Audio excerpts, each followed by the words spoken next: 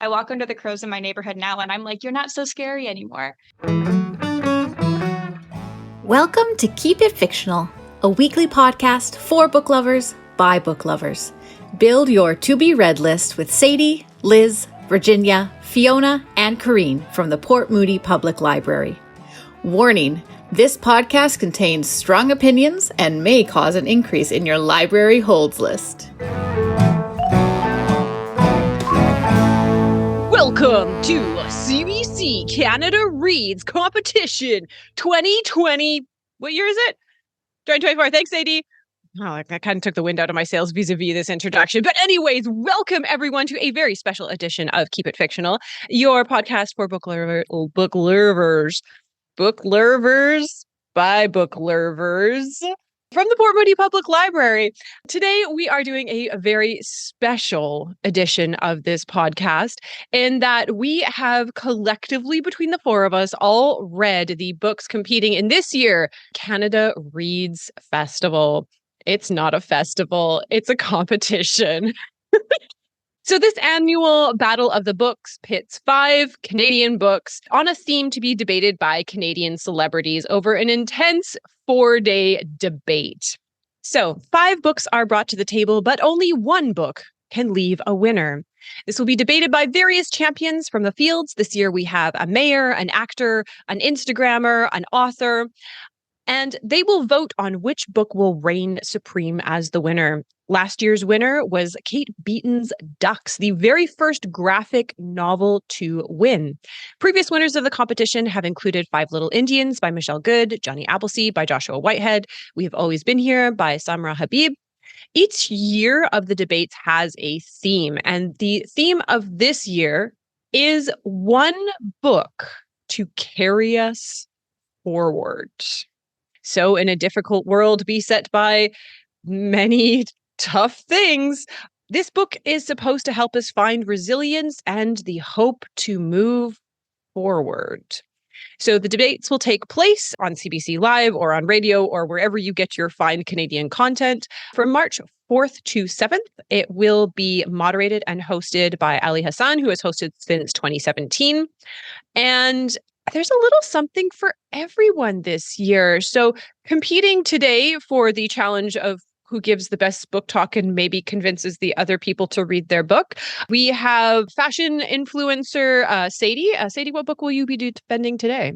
I will be defending Meet Me at the Lake by Carley Fortune, the very first romance novel to ever be included in Canada Reads.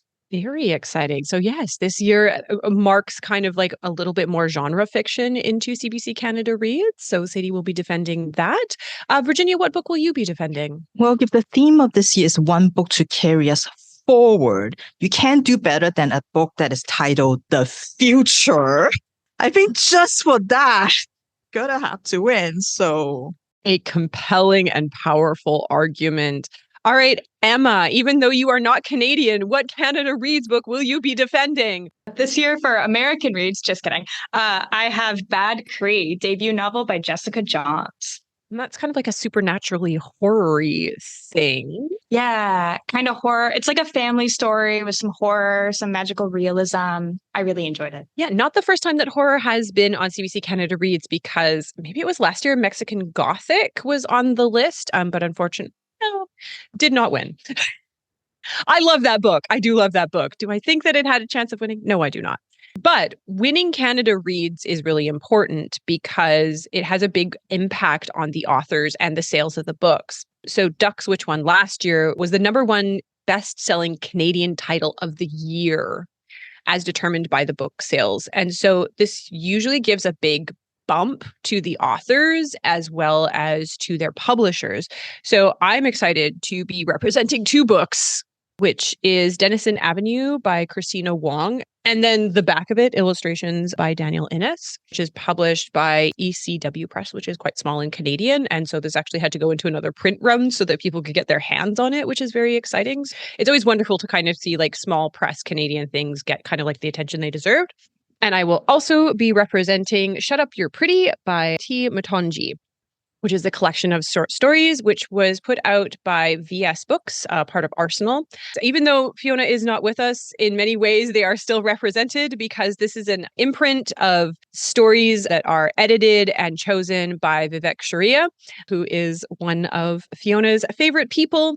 And this imprint is there to feature work by new and emerging writers who are Indigenous, Black, or a person of color. So again, really excited to see like the breadth of genres, different authors. We've got romance, we've got horror, we've got sadness, we've got something that's illustrated, we've got the future. And so I feel like it's only fair to start with the future because, you know, it's very on theme. So Virginia, why is this one book to carry us forward? The title. Didn't we already talk about this? Anyway, well, I chose The Future by Catherine Leroux, translated from French into English by Susan Ouriou. And the reason I chose this is because I actually already had this on hold when we ordered this book for the library. So I got it just before the book was announced as one of this year's contenders. So I thought it was good timing. I didn't even look at all the other options and just went with this one. And the future of this book is championed by Heather O'Neill, author of Lullabies for Little Criminals, which won the Canada Reads in 2007. So I think she knows what she's talking about. And I think she knows what makes a champion because she is one. So this is a book that is a story set in Detroit or Fort Detroit in the book. And so it's a bit of an alternate history going on here because Fort Detroit has never been ceded to the Americans in this book. And so it remains one of the largest Francophone communities in North America. And the book is also a dystopian story. Now, we have done an episode on dystopian novels, and I remember Gabriel, who chose the topic, talk about why they like reading dystopian novels. And contrary to popular beliefs, this subgenre is not just all doom and gloom. They found comfort in reading these stories because they're often stories of resiliency.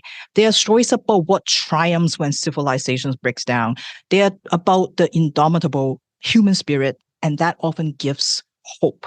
And so they really enjoy this particular genre because of that. And so if you are also more attracted to this type of dystopian novel, then I think The Future may be for you. So in this book, the dystopia happens in one particular city, Fort Detroit. The rich has left, the industries have abandoned the city, and so leaving behind all the people who live in poverty, people who are working class, people who are of color, immigrants, people who don't have the means to get out of the city, or people who don't want to. No one comes to Detroit unless you're a tourist. There are these like urban decay tours that brings busloads of visitors to town so that they can snap pictures of the city in ruins. But Gloria has just arrived in Fort Detroit and she is here to stay. She has moved into her daughter's house, and so far she has mainly stayed downstairs because she's not quite ready to venture to the second floor just yet. She's not ready to see the rooms of her daughter Judith or her granddaughters Cassandra and Matilda, and especially not ready to face the bathroom where Judith allegedly drowned in the bathtub, killed by someone, and her granddaughters have gone missing ever since then. The one hope that Gloria is hanging on to is that someone reported that they saw her two granddaughters leaving the house carrying backpacks at some point. And so she believes that they haven't been kidnapped, they haven't been killed by the same person, and they have to be alive still. Gloria has to believe that. But going to the police is no help. They don't have any leads, and are also not really interested in solving the case either. That's what Gloria soon realized as she settled in Fort Detroit. When you need help, you look to your neighbors. It's a city now where the only people you can count on are the people that lived around you in your community. Neighbors like Eunice, who lives next door, whom she bonded with maybe because of the grief that they both have over the loss of a loved one. Like Solomon, who has taken it upon himself to create community gardens in backyards of abandoned houses all over the neighborhood to make sure that everyone has enough to eat. Like Thomas, who creates a makeshift doctor's office to take care of the sick. Fort Detroit is a community where when someone needs help, everyone shows up and everyone rallies around them. Gloria also learns things about her daughter Judith, things that shock her, things that she has no idea is happening. And because of all these new things that she learned about her daughter. She knows she needs to find her granddaughters. She needs to tell them that she's here for them. But it's been like 7, 8 years since she's seen them. They were kids back then and they must be teenagers now. Can she even recognize how they look like anymore? And how is she going to find them and where to start? Well, rumor has it that there is a place called Park Rouge where the kids go. The kids who have been abandoned, the kids who have no one left, the kids who got lost in the system. This is a place where they have managed to keep secret from all the adults, and supposedly no adults live there. And this is a place where the kids rule. This must be where Cassandra and Matilda have gone to, and Gloria needs to find it.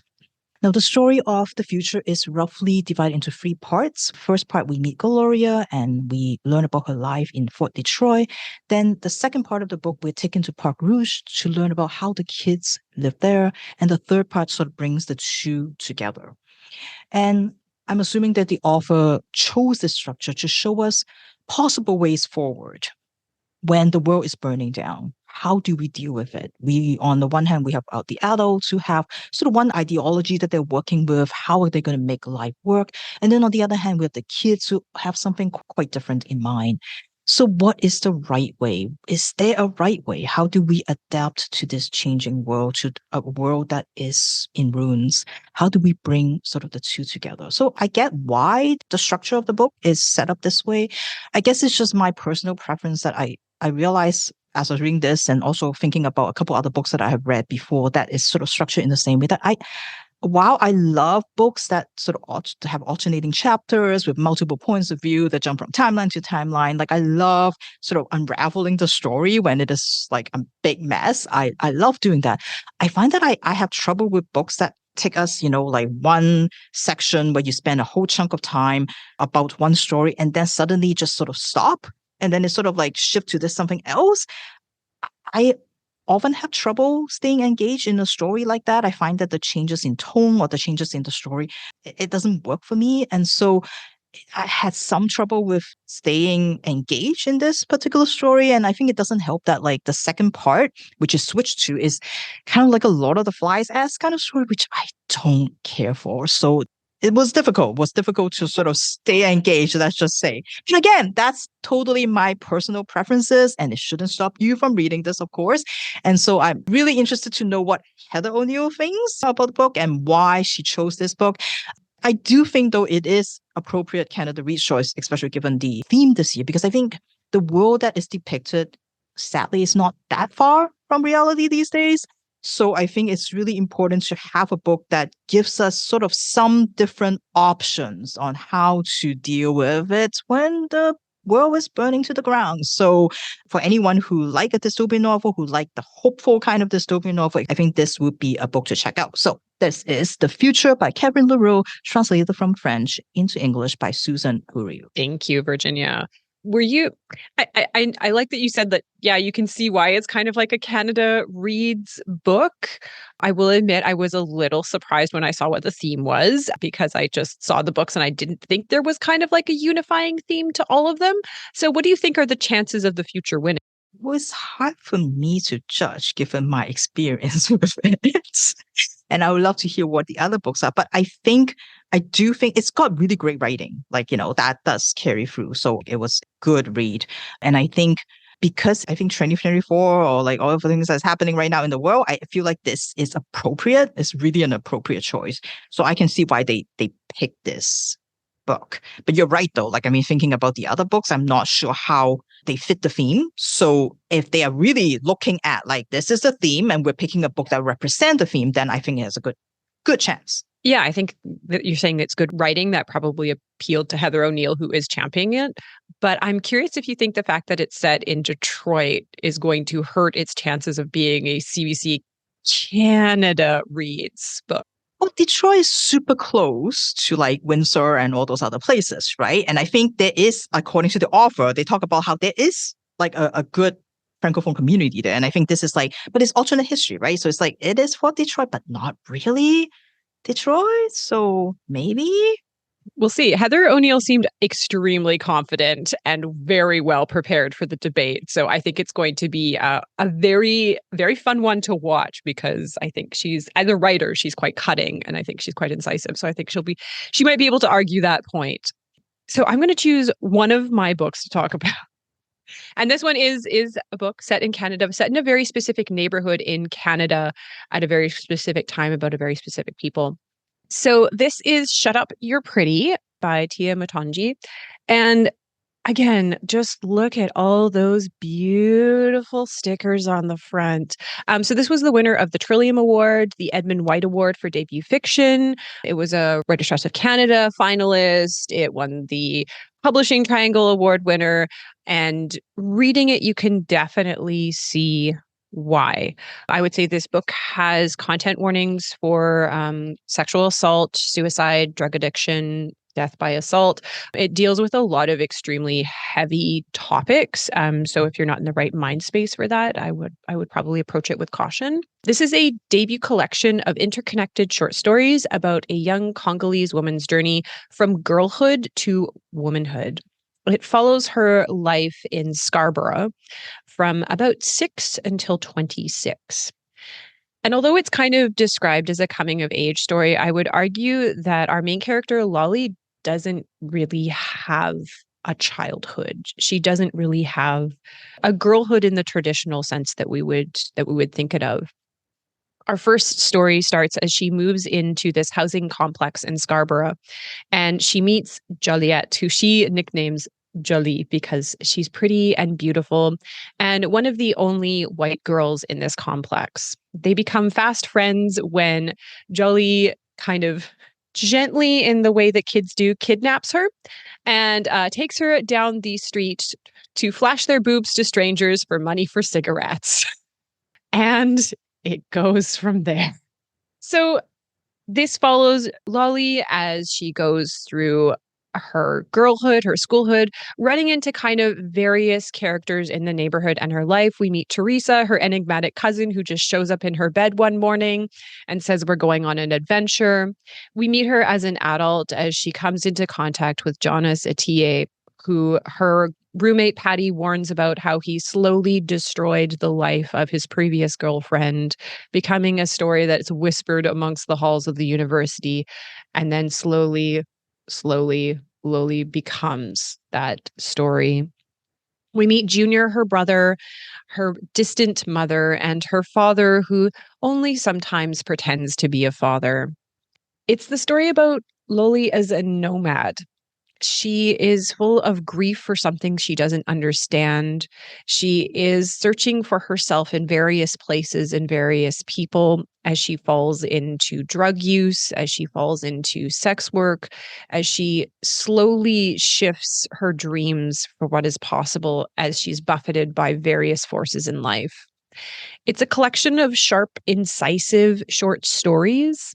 The author has kind of described it as writing one particular story about one experience of Black girlhood. When she started the collection, which I thought was really interesting, it had shifting points of view from different girls from this neighborhood. But and I'll quote from her, when she was writing these stories independently, she realized that slowly she was writing the same character and that it was one journey.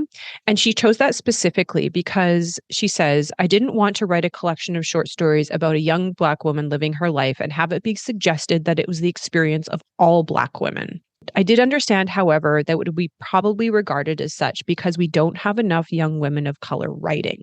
And I think that she is so right. This is a really difficult book to read. Lolly's experience is really difficult to read. It's a really, really, really hard read to get through. I really had to read a story and then go take a walk outside and then come back to it. And so I think that this book's power is really in the way that Mutonji writes. She has such a deft way of crafting this story and this experience and these characters that come in and out of Lolly's life, in and out of Scarborough in very particular place. in the way that it will haunt you for the rest of your life. I can absolutely say that.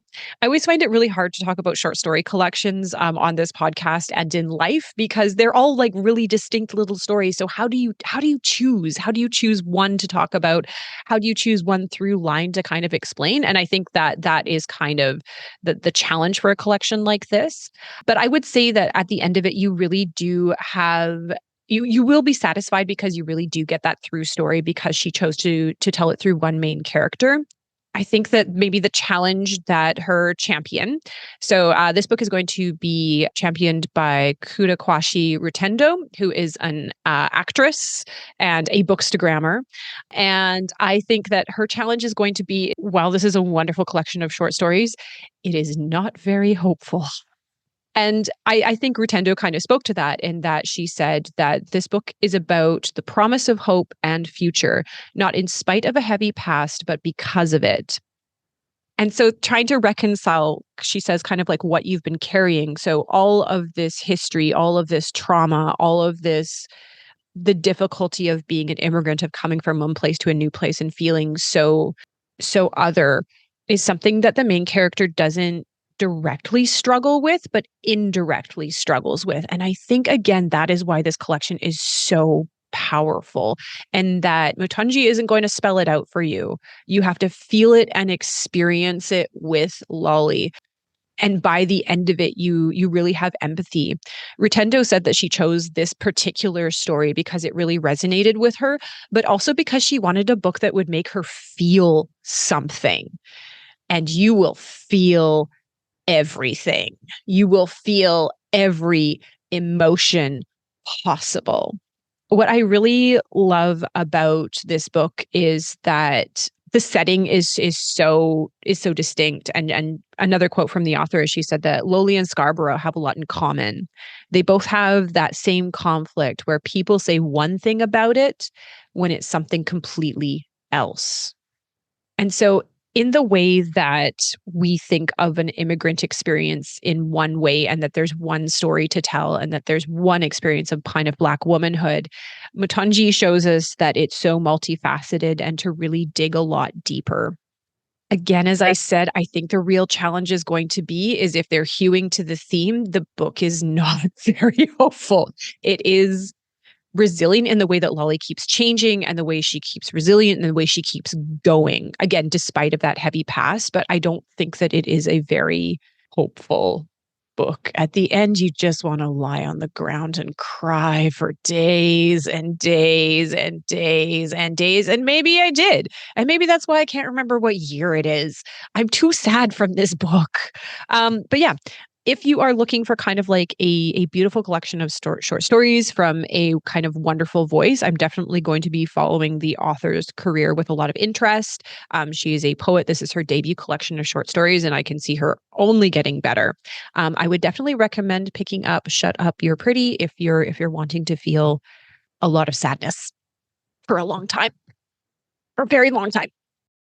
It is a way to move forward, though. Lie on the ground. Sounds good to me. Sometimes it's all you've got. Sometimes it's all you've got. And I think it is kind of inherently a little bit more hopeful. Her mother's just like, stand up. We gotta go. And sometimes that's what life is. You can't lie on the floor forever. Sometimes you just have to stand up and go. So yeah, we're going to swing over to Sadie again, repping the first romance book. Yes. So as I mentioned, I will be talking about Meet Me at the Lake by Ontario author Carley Fortune. I realize there's a lot of Ontario representation. I think that we might be having some West Coast coming up, but this is definitely very set in Ontario. This is Fortune's second novel. Every Summer After was her first and also takes place in Ontario. Close to where she spent her formative years and still lives. This book is being championed by fashion influencer and model Miriam Najot. And yeah, as I mentioned, it is the first romance in Canada reads. So this book tells the story of Fern Brookbanks. Now, Fern never dreamed she'd be back living in Muskoka. At age 32, she's made a life for herself in Toronto. Well, it's not exactly what she envisioned. Her love life leaves much to be desired. She is working towards her goals and, slowly, her dreams, none of which include running her family's lakeside resort, which her mother Maggie owned and managed for Fern's entire life. But now her mother has died, very suddenly, in a car accident. And Fern has no choice but to return and step into the humongous shoes that Maggie has left. It doesn't help Fern's situation that 10 years earlier, she made the very difficult and very deliberate choice not to follow her mother's path, to instead stay in Toronto after completing her business degree, telling her mother that she did not and would never want to run the business with her, would never want to work side by side doing the one thing that Maggie loved as much as Fern. And Fern believed sometimes she loved it even more. It broke Maggie's heart when Fern made this choice. And it took both of them many, many years to rebuild their relationship. But now, Fern is back, doing the thing that she vowed she would never do, working alongside her ex-boyfriend, Jamie, who is now manager of the resort, and seeing guests who have known her since she was a child and have seen all of her ups and downs of adolescence and know all the horrible things that she put her mother through when she was a teenager. Fern isn't even sure that she wants to keep the resort. She knows that if she sold it, she could use the money to finally build her own dreams. She could finally open up her own coffee shop in Toronto, which she has wanted to do for as long as she can remember. But until she makes her choice, she is here in Muskoka, trying to hold it all together. Now, one night, Fern is trying to avoid having to schmooze with the guests in the dining room, and she hops onto the check-in desk to help out a new guest. The man is tall, extremely well-dressed. His suit is clearly custom-made. He is obviously a Torontonian who looks very, very out of place in Muskoka. And when Fern looks up to get the guest's name, she is met with eyes that she knows. Eyes that look almost black, but she knows are actually a rich espresso brown. Eyes that she has spent the last 9 years trying to forget. The eyes of Will Baxter. Will and Fern met 10 years earlier in Toronto, right before she made the historic choice to never go back to Muskoka to work at the resort. Will was in Toronto visiting family. He was an art student at Emily Carr, and he had come back to visit family, and he had been commissioned to paint a mural in the coffee shop that Fern was working at. It was Fern's job to supervise him while the shop was closed and he finished his painting. After he was done, the two of them spent 24 hours together. Will, who is a Toronto native, took Fern to all of his favorite spots in the city before they spent the entire night talking and planning for their, at that point, separate futures. It was even Will who helped Fern realize that she didn't want to go back to Muskoka. At the time, Fern was dating Jamie, and Will had a girlfriend of his own, so neither of them let anything go further than was proper. However, at the end of the night, Will proposed that the two of them meet 1 year later on the dock by the lake in Muskoka at Fern's family resort. Fern wasn't able to stop thinking about Will the entire year. Her and Jamie eventually broke up, going their separate ways, but amicably enough that when her mother asked her years later if she should hire Jamie as manager, Fern was happy to say yes. And now, 1 year later, Fern arrives at the meeting, at the dock, excited and nervous to see Will again. Except Will doesn't come. Fern waits for hours on the dock, long after the sun goes down and the heat fades from the day. But Will never shows up. So Fern is shocked now, 9 years later, and furious to see Will. And her first instinct is to tell him, well, he's kind of 9 years too late. But instead, Fern does the most mature thing that she can think of.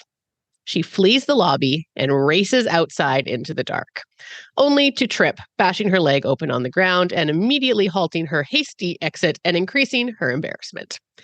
Now, following close behind, Will tries to explain why he's there. He's very different from what Fern remembers. He's serious and solemn and honestly seems like the complete opposite of the creative, passionate art student that Fern first met. Now, it seems that Will and Fern's mother had made a business deal. Will came to the resort a year before for a wedding, and he offered his expertise as a business consultant in exchange for a free week stay at the resort. Will honestly had no idea that Maggie had died and was simply showing up to fulfill his end of their deal. He didn't even know Fern would be there. Well, the question of why would Maggie ever agree to meet with Will and to make a deal is the forefront of her mind.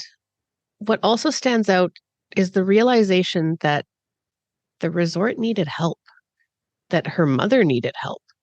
And this idea is so unbelievable. Her mother was a force who never once suggested that the resort might be in trouble. Now, since she's been back, Fern has purposefully not been looking into the state of the resort's finances, even though the accountant has been calling relentlessly. But now she starts to realize that she can't ignore the future of the resort. And she can't ignore Will Baxter any longer. Now, she knows the smartest thing to do is to accept Will's help, but she's not sure that she can actually work with him without first addressing the heartbreak of him not showing up to meet her. He gives her vague excuses, saying that she wouldn't have liked the person he had become.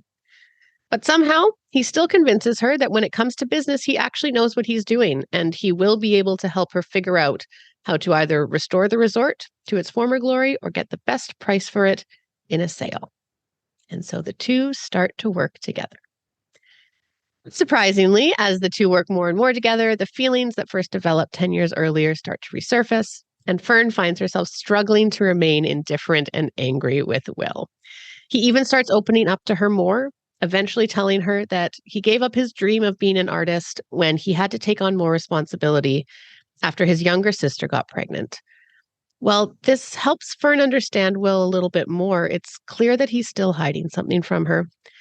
And after their history, she's not sure if she will ever be able to trust Will again. The book is told in alternating chapters. It kind of shifts between present day and 10 years earlier, documenting the 24 hours that Fern and Will first spent together. And it eventually includes diary entries from Fern's mother, which she wrote the summer that she found out that she was pregnant with Fern. Through these different time periods, we learn a bit more about Fern and Will, and tangentially we learn more about Maggie and the promises that they made to themselves and the promises they made to each other, many of which they were forced to break.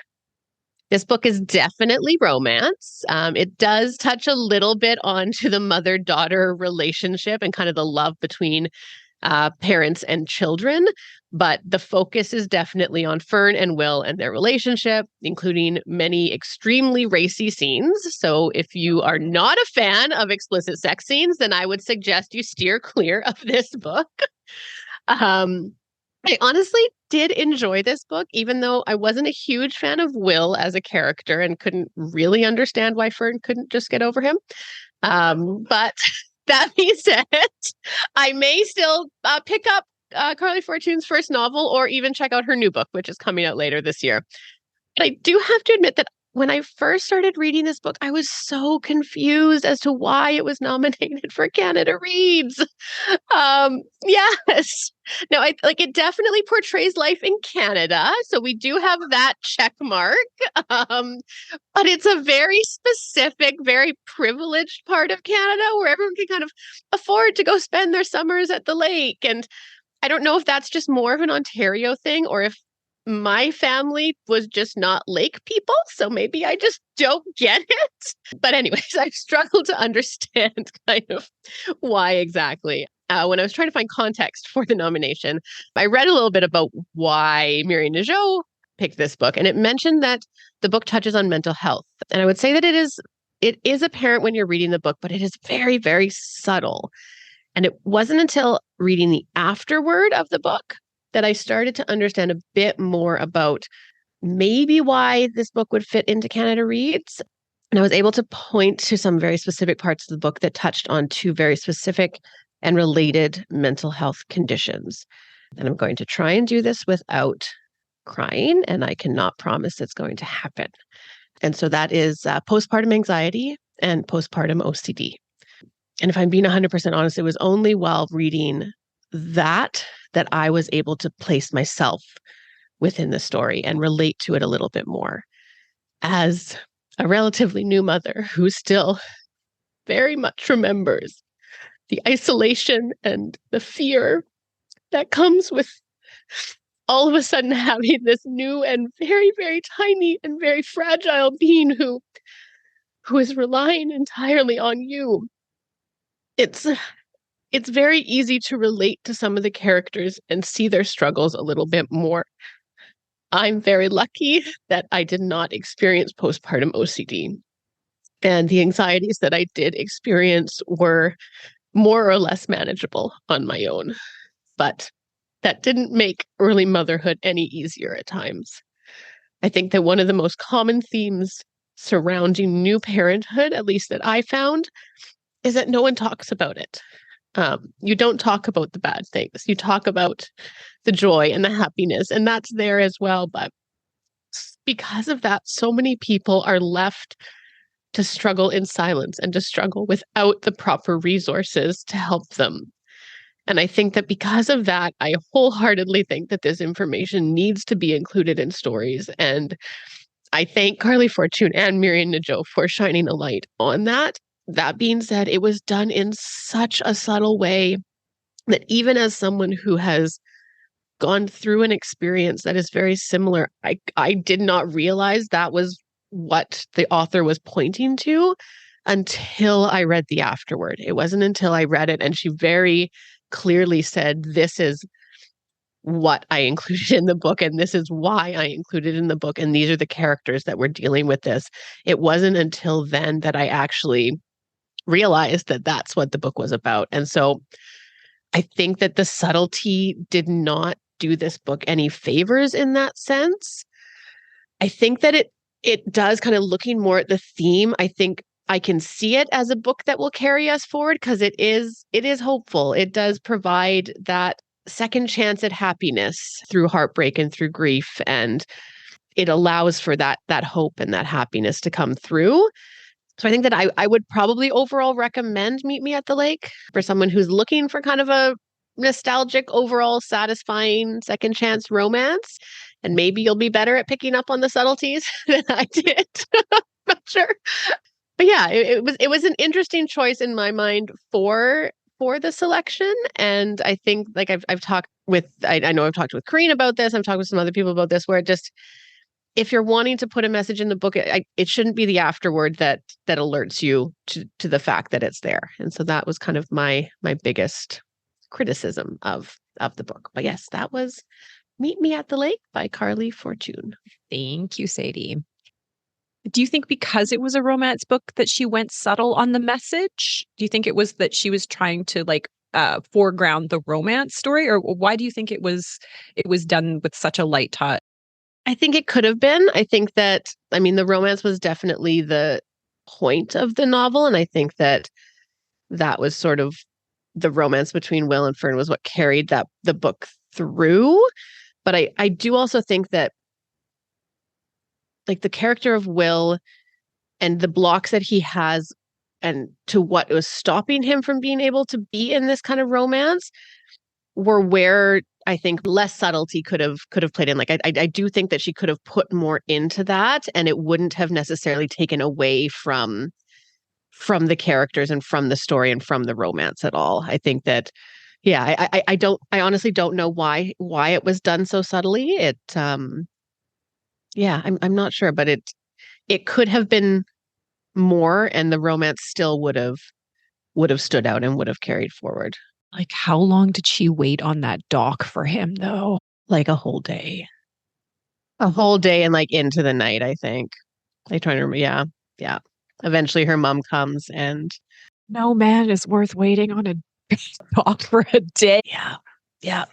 And I'm not going to tell you the reveal, but it's worse than that. Yeah. Was he in the lake the entire time in like scuba gear, just like staring at her? Just like poking out of the water.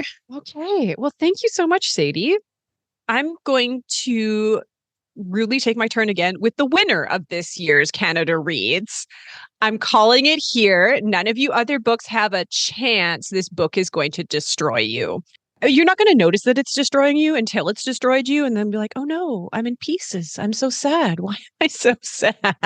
All of these books were sad. And I feel like Canada Reads books that are sad have like a distinct advantage over the ones that are like happy.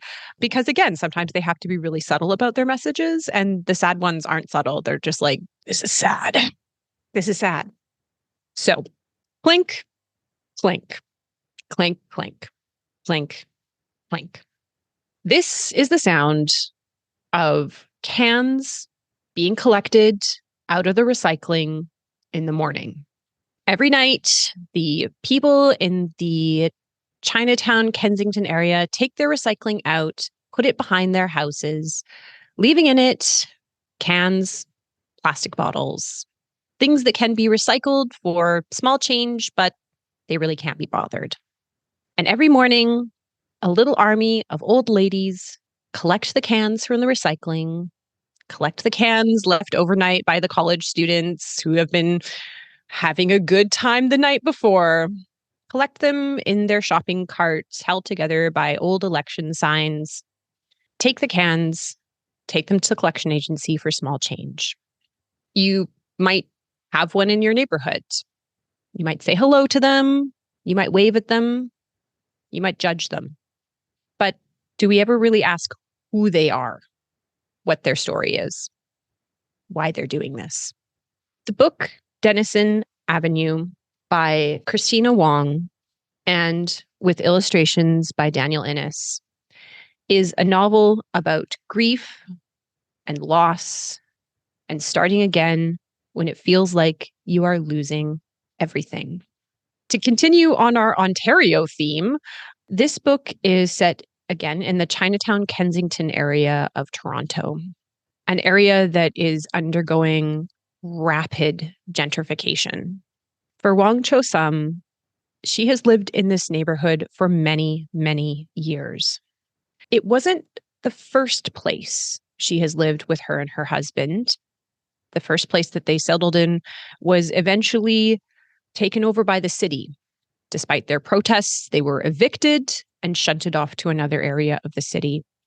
But for many, many years, this has been the home for her and her husband and their community. They have their little rituals, the library that they go to read the Chinese newspapers, the place that they go for their egg tarts, the place they go for dim sum, the place where they meet their friends and do exercise in the park and walk. They've got Lucky Ed's, the place where they can get the best deals, their own grocery stores. This is her home until her husband is one of the 49 pedestrians killed that year. Her husband is returning home from the grocery store when he is run over by a fancy, expensive car that doesn't stop, that doesn't look back. And so her entire world changes in that moment. She and her husband have always done everything together. They have built a world here. And so she has to start navigating her life and her neighborhood, missing half of herself. They have been together ever since she received a picture of him and his letters when she was living in China and came over to marry a kind stranger. She has to navigate a neighborhood that she's starting not to recognize. The buildings are changing. Businesses that have been there for years are disappearing, being replaced by expensive organic food places where one banana costs more than her entire haul selling fruit and vegetables from her garden on the corner. This is a meditation on loss. It is about her slowly dealing with the grief of losing her husband, her sense that she's losing her community, and her community is losing their way of life. In the book, she says, I just want to be somewhere where I can hear my language, eat my food, and be with my friends. This is a really personal story about the cost of gentrification and specifically the effect that it has on elders in the community who are not always able to advocate for themselves. It's a story that asks the question, whose history is worth preserving? Whose rights are more important in a city? Christina Wong, the author, grew up in this community, and she has watched it change, and she has watched its effect on the elders there. You definitely get the sense in this combination of prose and poetry and illustrations that there's a tremendous sense of loss. And I think that we living in the Lower Mainland need to acknowledge that this is happening here too. That all of these people who have lived here are getting pushed aside, that their history is being destroyed again. I think that this is a relevant, beautiful, personal story. I think that most of this book is the writing by Christina Wong, again in poetry and prose. And then the other half of it is illustration by David Innes, which are these beautiful pen and ink drawings of places that don't exist anymore. These restaurants, these associations, these houses, these grocery stores that sustained a community aren't there anymore. They have been pushed aside and they have been destroyed in the face of this gentrification.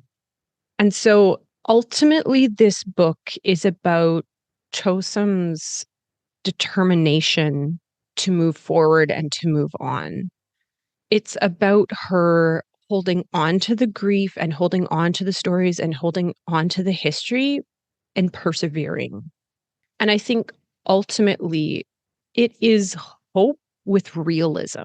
She knows that everything is changing, but she will endure. And the story is kind of bookended by a younger girl, Chloe, who, when Chosam is sad, she collects little oranges and just kind of hangs them on the doorknob for her as a little surprise. And Christina Wong has talked about when she was growing up, her parents going into this area and connecting with the elders, and that kind of connection between her and the older people and learning their stories and talking to them and connecting with them. That was so important for her when she was growing up, to have that sense of connection with her culture.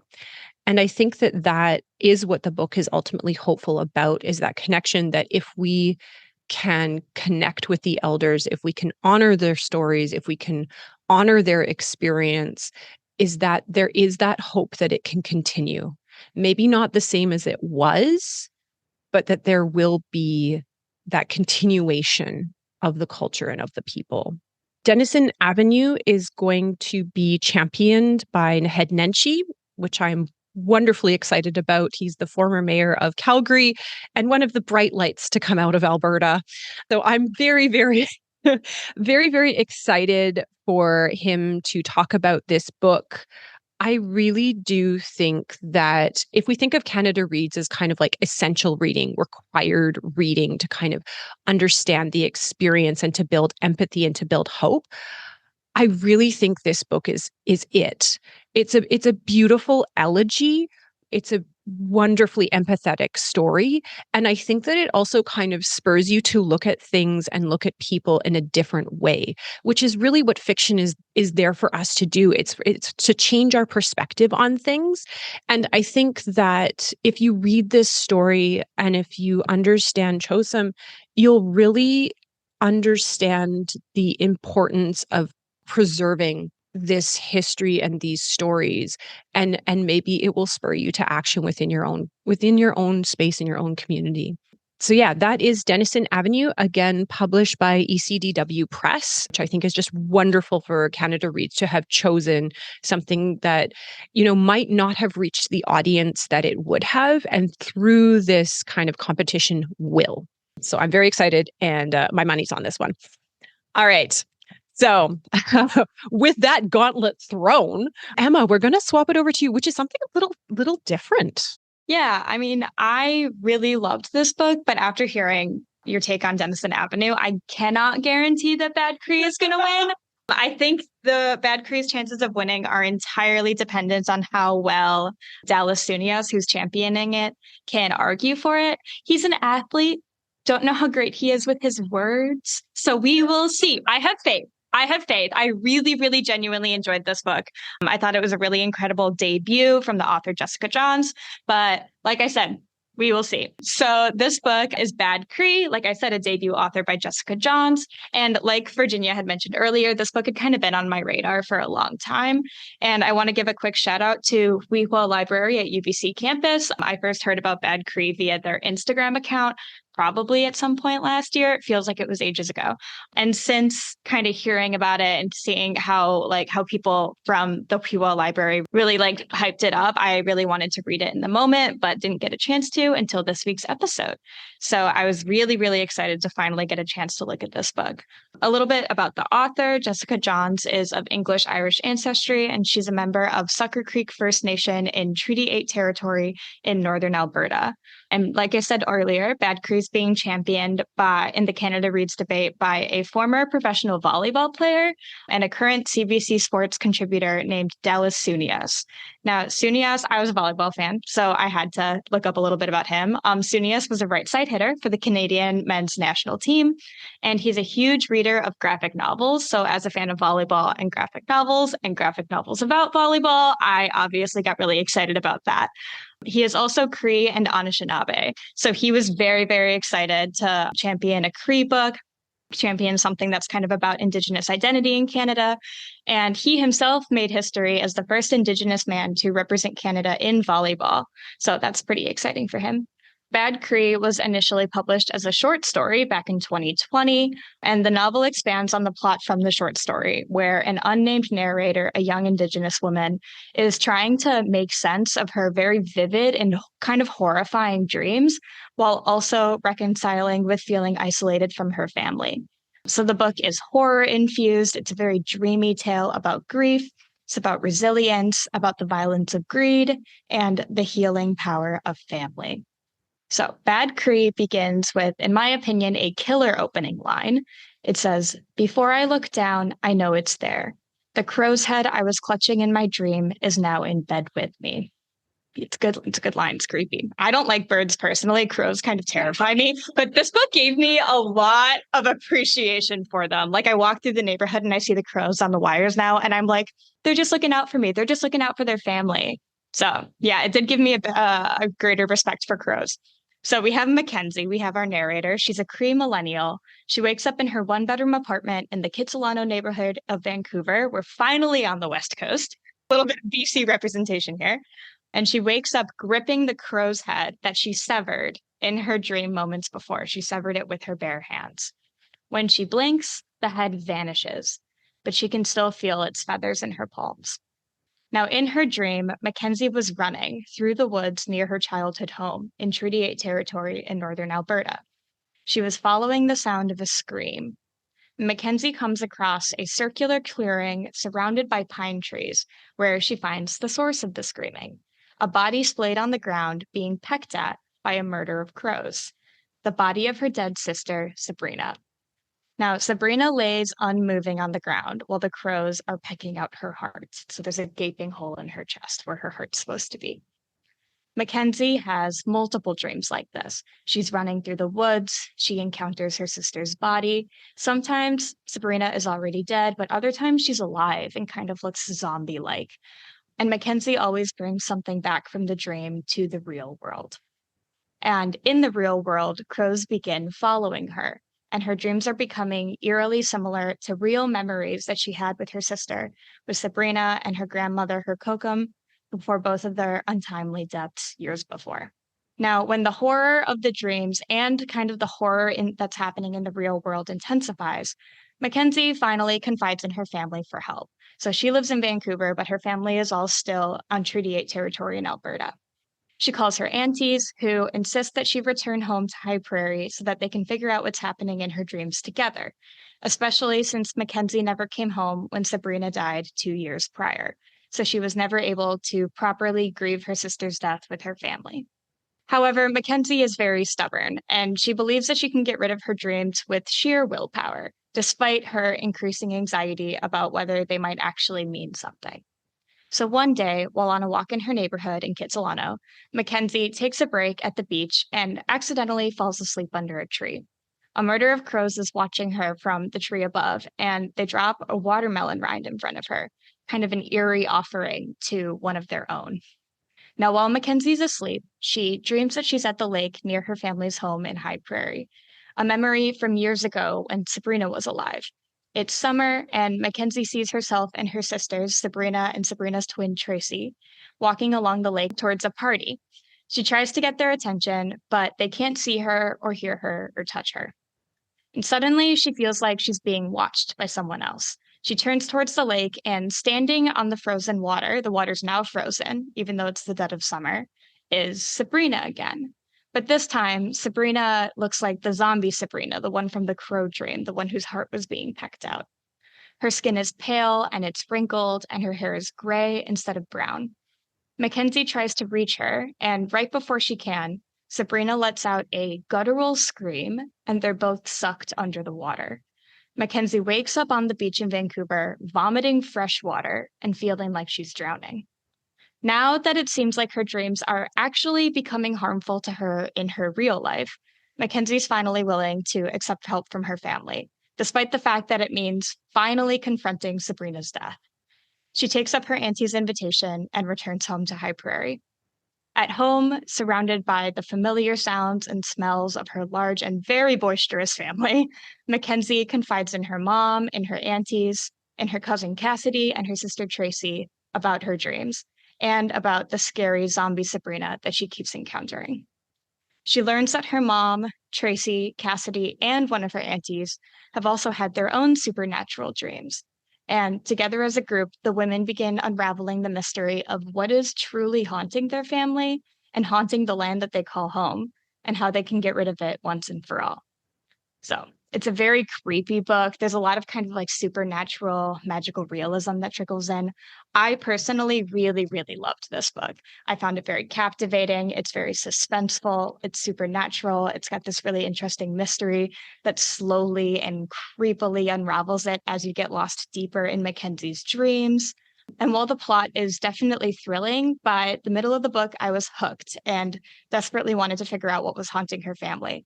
I would, however, say that even though the plot was really good, I would describe the book more as character driven than it's plot driven. It's very much a book about family bonds. The mystery at the core of it is kind of driven less by the narrative, less by the plot, and more by the conversations that Mackenzie and her family members have and the truths and the insights that they come to together. It's a book about people coming together and grieving together and kind of processing the different tragedies that their families have faced in the past. So it's a book about family bonds. It's an ode to relationships between women and femmes and the strength and resilience that keeps them together through grief and through tragedy.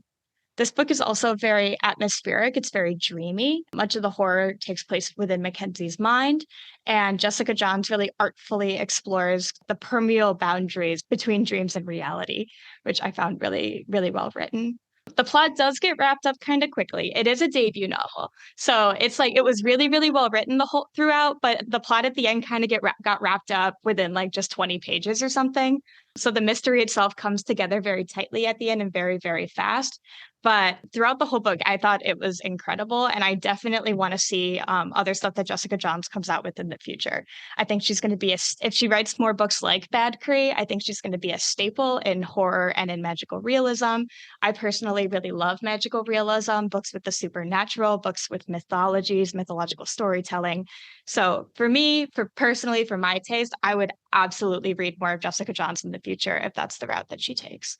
So if you're a fan of Indigenous fiction, if you like horror, magical realism, stories about the bonds of family, if you want to read the only Canada Reads book that doesn't take place in Ontario, then I would absolutely check out Bad Cree by Jessica Johns. My prairie. I'm very excited about that. Do you think, Emma, that it conforms to the theme one book to carry us forward? I think it's definitely a book about hope and about resilience. It was quite tragic throughout, but in the book, they're like reconciling with deaths that happened in the past. They're reconciling with Sabrina's death that happened 2 years before the plot of the book, and Kokum's death, the grandmother's death, which I think was 3 years before. Kokum died before Sabrina did. And so the family is like, they're supporting each other while they're all kind of grieving this. And since Mackenzie never went home for Sabrina's funeral, she left home, I think, right after Kokum died. She's never been able to take the time to really grieve and to really process the tragedies that have happened. She just kind of escaped and was like, I can do this on my own. I don't think I ever mentioned she's never given an exact age, but she's described as being early 20s. So she's young, she's learning. But it kind of takes her coming back to her family and being around her family and around her support system to really finally process that grief. But it ends with a lot of hope. It's a book about family resilience, about family bonds, and about women supporting women. So I don't know if it's necessary. It's as explicitly about hope for the future as the Denison Avenue book was. I think that one was quite on the nose with the theme, but I think you could absolutely argue for Bad Cree. I'm interested to hear how a volleyball player is going to argue for it. Not to say that I don't think Dallas Sunius is going to be eloquent, but I'm pretty excited about that. I also just love volleyball, so that made me happy. Virginia knows how much I love volleyball.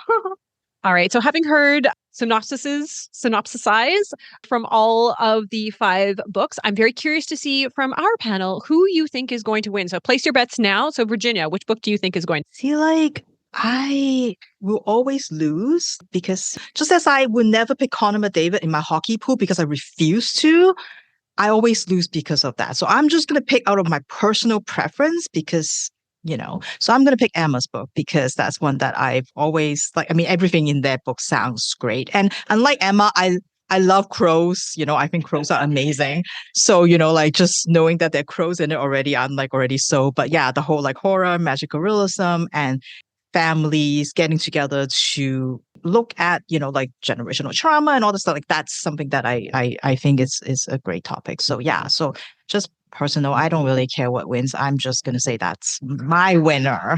In a way, aren't they all winners?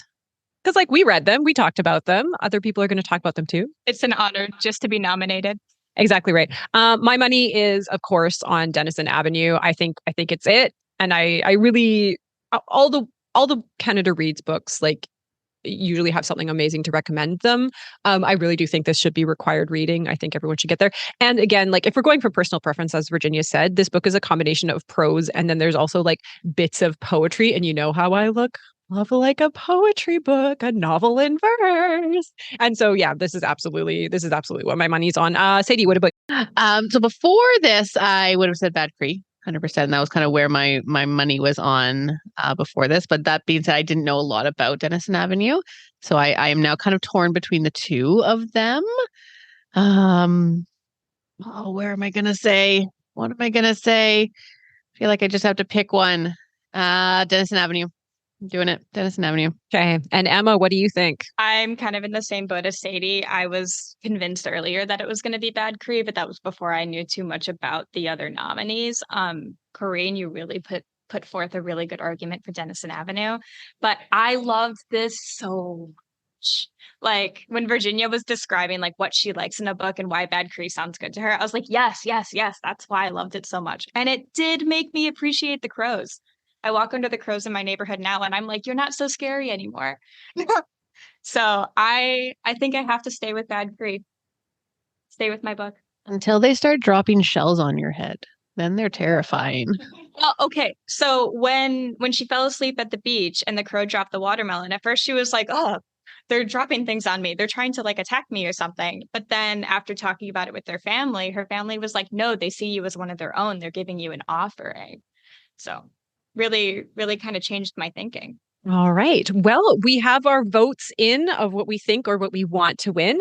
It really all depends on the drama of the competition. There have been upsets in the past, and it really does depend on the strength of the people championing the book. Sometimes they make you see a book in an entirely new light through an entirely new lens, and it makes you appreciate it a little bit more. So we will find out who the winner is on March 7th. So you can tune in to CBC and its various formats and means to see which book will reign supreme. Regardless, as we have mentioned, all of these books are worthy in their own way of your time and attention. And definitely pick them up so that you can argue with any of our staff members about the book and which one should win when you come in. So thank you so much from myself and on behalf of my other book friends for joining us for the 2024 edition of Keep It Fictional's tribute to Canada Reads. Thank you for listening. If you like our show, please tell a fellow book lover about it. You can find a list of all the books we discussed in our show notes. Join us next week for another fun book chat. Until then, keep it fictional.